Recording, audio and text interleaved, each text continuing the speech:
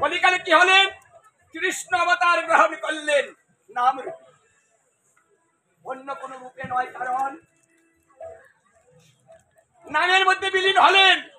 আমি প্রত্যেকটা জীবের জিহ্বায় চলে যাব, আমি দূরে থাকবো না, আমি একাকার হয়ে যাব ভক্তের সাথে। আমি পৃথিবীতে গিয়ে নাম যজ্ঞ প্রবর্তন করব, সেখানে সকল ভক্তরা আসবে, আমার এই নাম শ্রবণ করবে, সেই ব্যক্তি এই পৃথিবী থেকে মুক্তি লাভ করবে।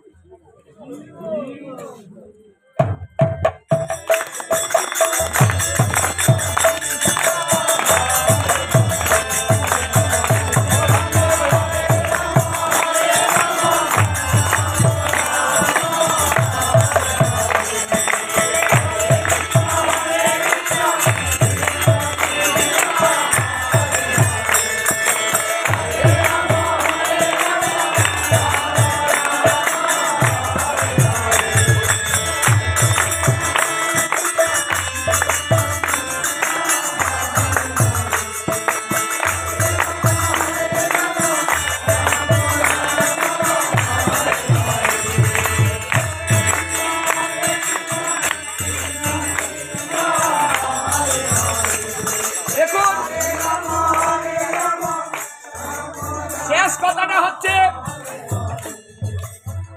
সদা সর্বদা গোবিন্দের চরণে আত্মসমর্পণ করে থাকা। এই তিনটা কর্তব্য হচ্ছে প্রত্যেকটা মানুষের প্রতিদিনের কর্তব্য।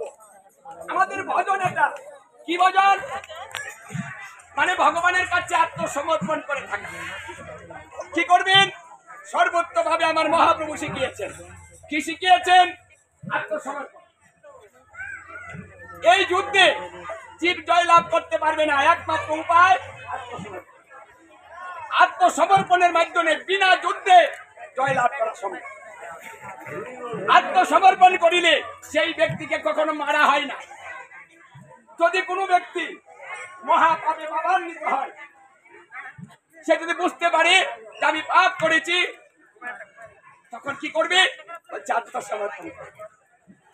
তুমি যা কিছু করেছো, অন্যায় করেছো, আত্মসমর্পণের সঙ্গে সঙ্গে সমস্ত অপরাধ।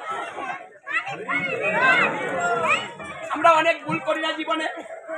আমার মহাপ্রভু সোজা কথা শিখিয়েছে। আসুন আমরা এই বৃন্দাবনে, এই মধুর অসমধুর বৃন্দাবনে শ্রীকৃষ্ণ যুগল স্বরূপ রাধা কৃষ্ণ এখানে আছেন। এখানে আমরা আত্মসমর্পণ। যারা যুদ্ধ করতে চান তারা হাত তুলবেন না। যারা যুদ্ধ করতে চান না, বিনা যুদ্ধে বিনা বিচারে মুক্তি চান,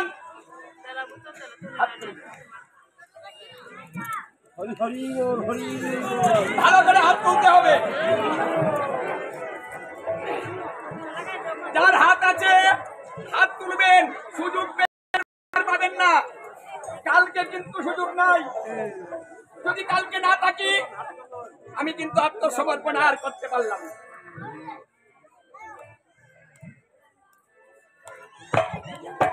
হরে কৃষ্ণ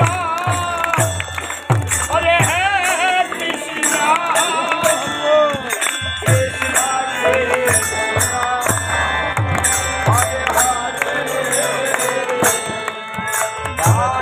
রাম